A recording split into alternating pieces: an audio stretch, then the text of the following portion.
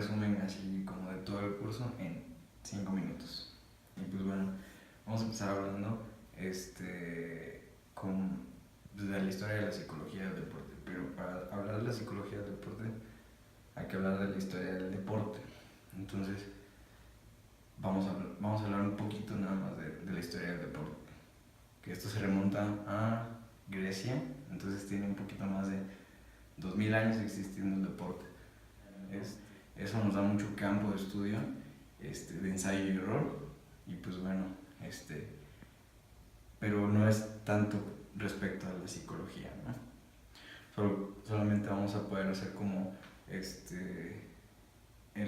podemos entenderlo y hacer una empatía psicológica dentro de la historia del deporte y así empezar a entender un poco de los conceptos que nosotros podemos desarrollar.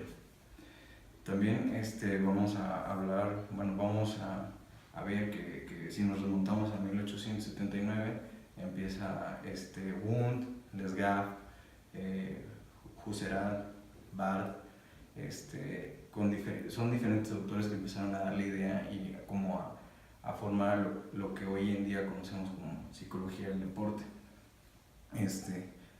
Pues para empezar, la definición de la APA, que es la que nos rige como psicólogos. Y esta nos dice que la psicología del deporte y la activación física es el estudio científico de los factores psicológicos que están asociados con la participación y el rendimiento en el deporte y el ejercicio y otros tipos de actividad física. Entonces, ya teniendo la definición de la APA, podemos pasar a ver como nuestras funciones y todo este tipo de cuestiones, pero antes de eso vamos a ver la historia de la psicología del deporte en México, que esta habla de que en 1940 y 1967 surge como disciplina la psicología del deporte en el mundo internacionalmente. Entonces nos habla, esto pasó en la ex Unión Soviética, que hoy en día se conoce como Rusia, o bueno, son diferentes países ya desintegrados. Y bueno, en el 65 se forma el primer Congreso Mundial de la Psicología del Deporte en Roma, Italia. Entonces, como escuchamos y vemos, la psicología del deporte tiene menos de 80 años. Podemos pensar que hay equipos de fútbol más viejos que esto. En México, la psicología del deporte tiene menos de 35 años. En 1987 surge la psicología del deporte como disciplina, que aquí es donde se funda la Sociedad Mexicana de Psicología del Deporte. 10 años más tarde, en el 97, se organiza el primer Congreso Mexicano de Psicología del Deporte y en el 2002 ya empieza la especialización con la creación de la maestría de la psicología del deporte. Teniendo esto en contexto, pues podemos ver que la psicología del deporte en México es joven. Bueno, ya hablando de las funciones del psicólogo, de nuestro amplio campo de trabajo, tenemos que existe la evaluación y diagnóstico, la planificación y el asesoramiento, la intervención, educación y o formación y la investigación. Ya teniendo estas funciones podemos pasar a los ámbitos de actuación y podemos desarrollar estas 5 funciones en diferentes ámbitos de actuación que son la base, que la base son los niños o los jóvenes, como nos decía el profe, es como lo más, no más fácil, pero lo más sencillo porque todavía no tienen como una cultura tan desarrollada del deporte y los jóvenes pues se pueden moldear todavía, ¿no? Y el alto rendimiento, que ese es otro ámbito de actuación, que es como donde el psicólogo deportivo se puede desarrollar más exitosamente, y la salud, que la salud es un apartado que debería ser tomado más en cuenta con el grupo multidisciplinario, que son los nutriólogos, los fisioterapeutas, el médico del deporte, y el metodólogo del deporte también. Bueno, aquí ya para entrar más en el campo de acción, tenemos que reconocer que hay 2 tipos de deporte. el deporte individual y el deporte en equipo. Aquí solamente tenemos que establecer técnicas y roles que son totalmente diferentes para cada deporte. Tanto en deportes de equipo hay técnicas y roles diferentes para para cada deporte en equipo, y hay técnicas y roles diferentes para cada deporte individual. Aquí es donde pasamos a la personalidad del deportista. No existe tal cual una personalidad exitosa de un deportista. Esto es muy ambiguo. Entonces, ahorita nos vamos a pasar a ver cómo dentro de la psicología podemos trabajar acerca de con estas variantes, ¿no? Que estas son las teorías del aprendizaje social.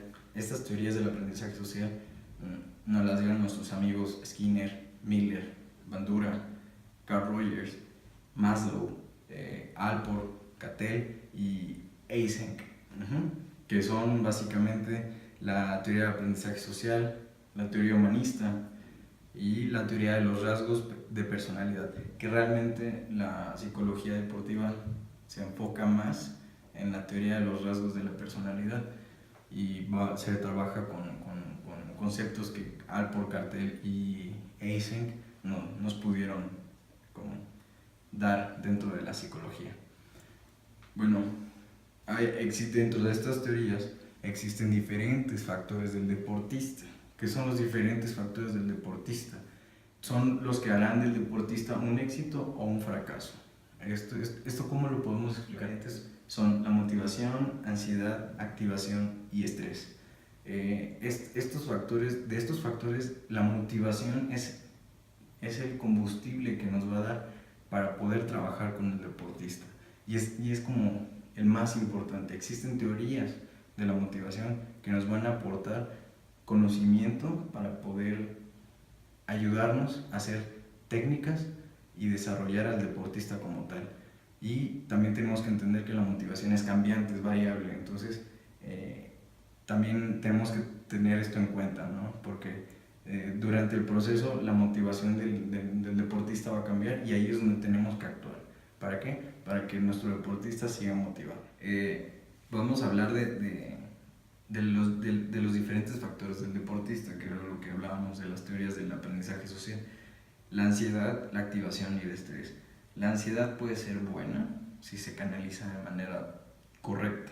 ¿Por qué? Porque el deportista va a sufrir ansiedad durante su competencia o durante su entrenamiento.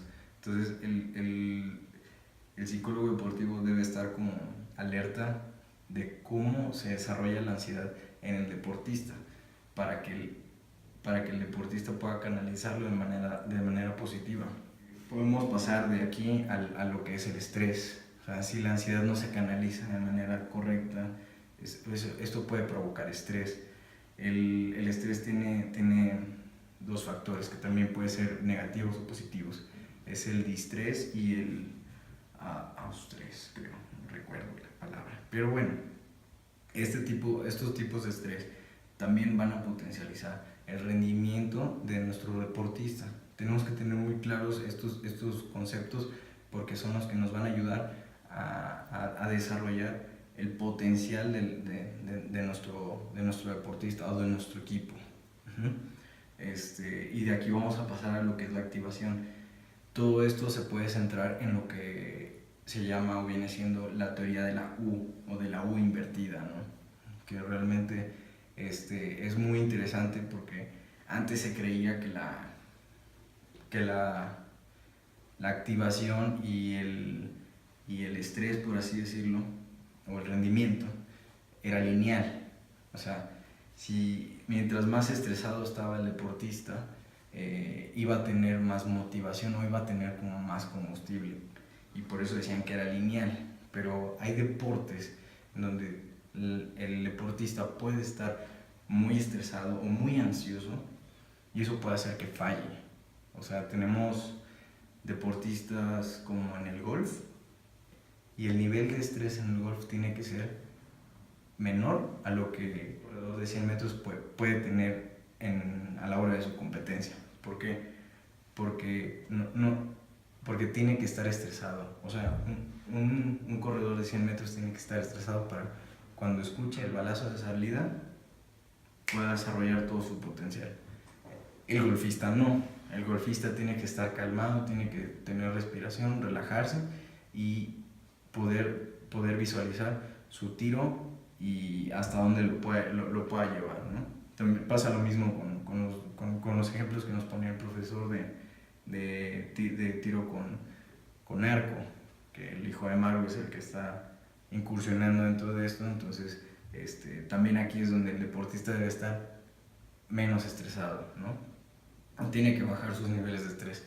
Con esto tenemos que entender que la activación y el estrés no son lineales, por eso se llama U invertida, porque entre mayor activación y mientras se vaya haciendo para arriba, el estrés puede ir incrementando, y ahí es donde la U viene cayendo, ¿no? O sea, tiene que haber una relación para que el rendimiento del deportista, dependiendo del deporte, sea el más óptimo. Y aquí es donde tenemos que entrar con diferentes técnicas, que son las técnicas de relajación, técnicas de concentración, técnicas de respiración, técnicas ahora sí, para bajarle los niveles de estrés a nuestros deportistas. Bueno, y ya como para finalizar, para ver si me pasé o no de los 5 minutos, y voy a dar como pues todo lo que aprendí, ¿no? Y cómo vi el curso. Y empezando por, aprendí muchísimo. Yo no tenía idea de que la psicología deportiva se puede llegar a desarrollar en diferentes ámbitos, porque es una disciplina que no solamente tenemos que ver en lo deportivo, se puede aplicar en laboral, en salud. Aprendí técnicas, aprendí teorías, aprendí pues a trabajar a distancia. Esto es algo muy nuevo para mí. Esta es la primera vez que tengo un curso a distancia y la verdad estoy contento, estoy muy, pues no emocionado, pero sí tengo la motivación de seguir trabajando así. Es una manera sencilla y efectiva para esclarecer y para tener el conocimiento, ¿no? Y pues más que nada les quiero dar las gracias a mis compañeros, a Maru, a Vale, a Talía, no la conozco, pero también las gracias por todo el conocimiento, y a José Pablo. Y también en principal al profesor, doctor Carlos, muchísimas gracias por brindarnos el conocimiento, por aportar comentarios en nuestras tareas, y pues ahora sí que hay que seguir mejorando, ¿no? El siguiente trimestre nos estemos viendo y estemos mejorando la calidad de los videos y de las tareas. Y pues bueno, muchísimas gracias por todo y nos vemos.